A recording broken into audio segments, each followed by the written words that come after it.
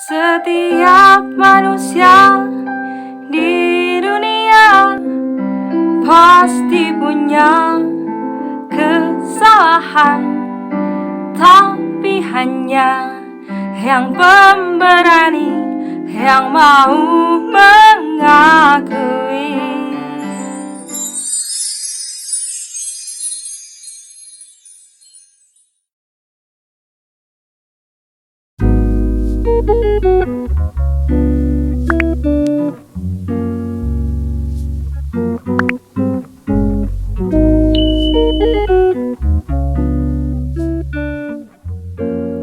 Assalamualaikum warahmatullahi wabarakatuh.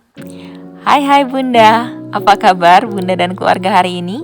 Semoga selalu sehat, selalu bahagia, dan tetap semangat tentunya. Amin. Dalam kesempatan kali ini, seperti kata aku di video sebelumnya Bunda, jadi kegiatanku hari ini itu beli ikan arowana untuk Abah, untuk papa mertuaku. Nah, kita beli ikan arowana ini bisa dibilang di salah satu pusat grosir ikan hias di kota Bandung, tepatnya di daerah Tegalega. Ini masih di daerah dekat rumahku sih Bun. Ini nanti kita langsung anterin ke rumah baru ikan arowana itu, tepatnya di akuarium Abah. Nah, ini nih tempatnya nih Bunda. Bunda boleh deh datang sendiri ke sini. Ini bisa dibilang harganya tuh harga adopsi ikannya itu murah Bunda. Nah, ini kebetulan waktu kita datang ke sana, ikan bal-balan itu ikan yang dalam plastik ini nih Bun, yang banyak banget di depannya. Nah, ini itu baru banget turun dari angkutannya Bunda. Jadi setiap hari Senin dan Kamis, kayak saum ya. Kondisinya kayak gini, penuh banget tokonya. Ini juga sebenarnya agak becek Bunda, tapi tetap aku rekomendasiin di tempat ini untuk beli ikan hias. Bunda yang pecinta ikan hias atau ayah yang lagi cari-cari tempat adopsi ikan hias yang recommended, aku rekomendasiin tempat ini di daerah Bandung, di daerah Tegalega tepatnya. By the way, selain aku ajak Bunda beli ikan arowana sampai dia menempati rumah barunya nanti di akuarium rumah mertuaku, aku pun akan talk parenting seperti biasanya. Tapi serius deh Bun, talk parenting kali ini sangat penting untuk kita simak karena pasti kita semua membutuhkan informasi talk parentingku kali ini demi terjaganya kewarasan. Jadi tonton videoku sampai selesai ya Bunda.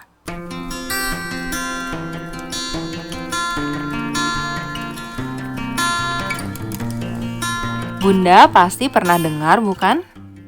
Tua itu pasti, dewasa itu pilihan.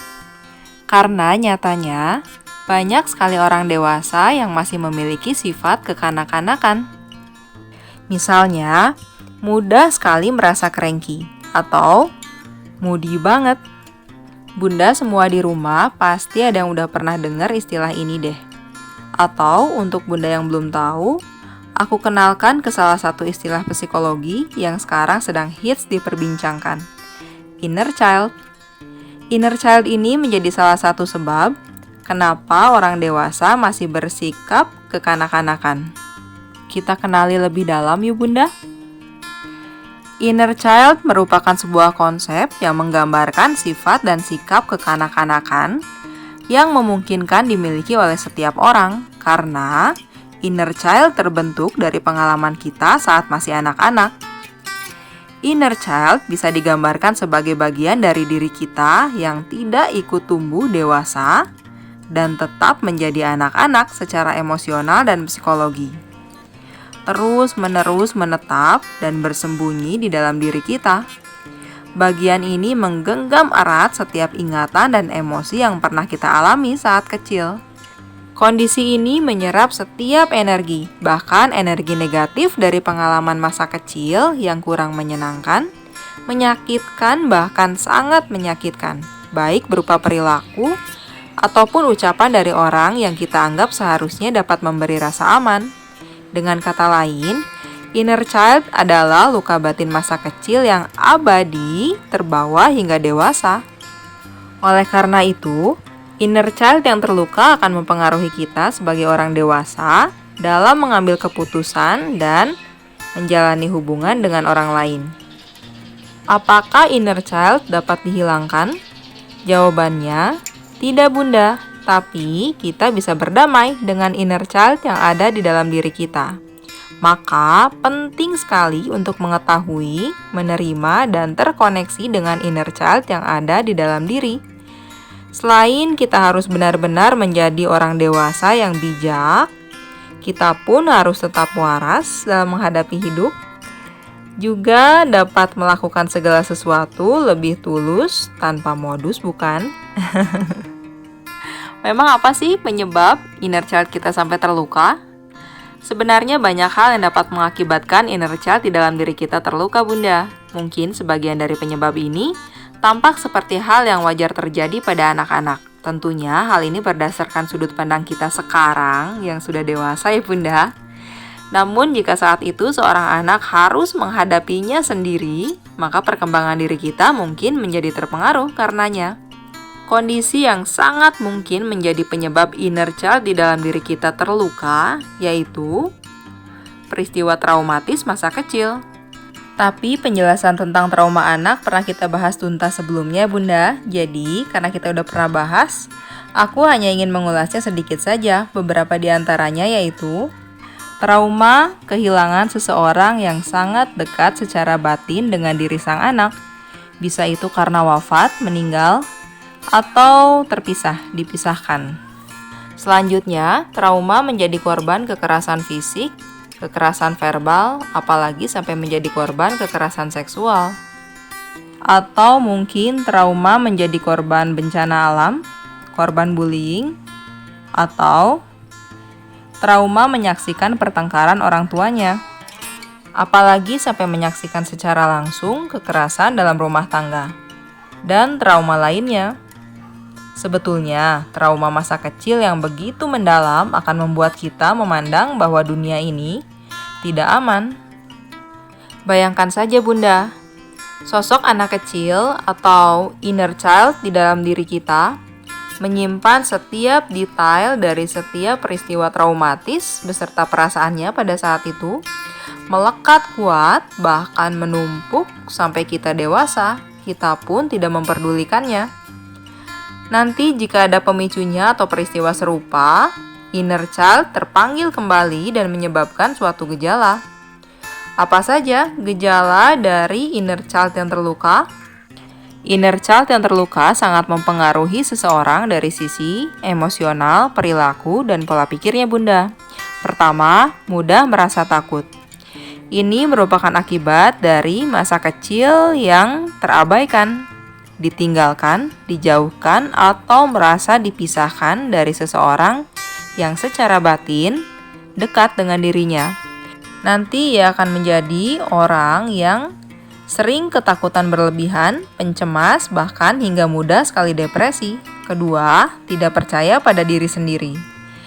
Ini akibat dari masa kecil yang sangat diatur oleh orang tuanya.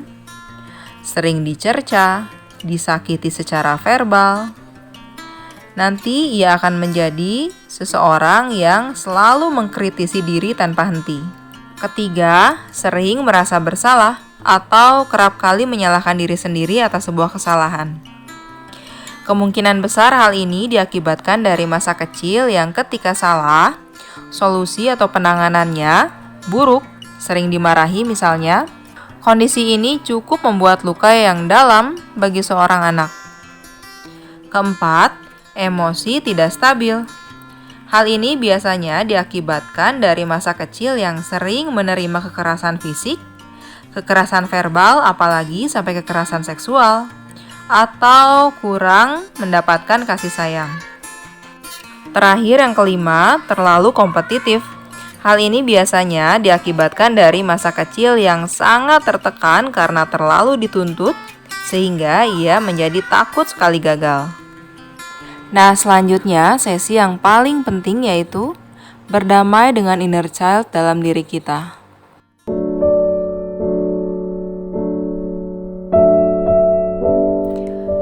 Berdamai dengan inner child yang ada di dalam diri kita, tentu hanya kita sendiri yang dapat melakukannya.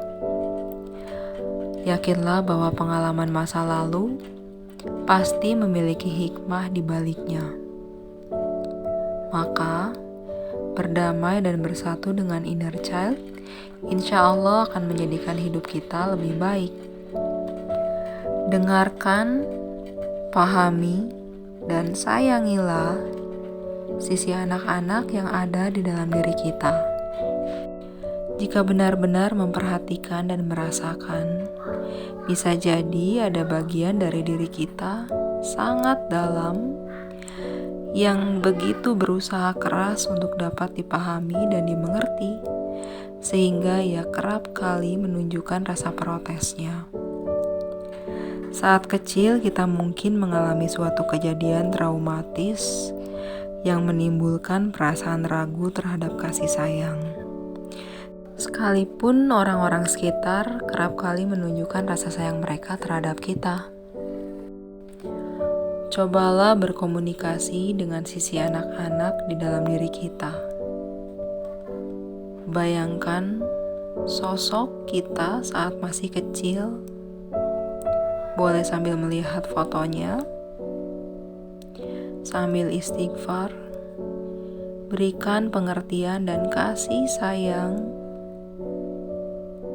apapun yang ia butuhkan pada saat itu, sehingga berlahan kita mengatasi luka mendalam yang selama ini terpendam sampai nanti terasa sekali leganya.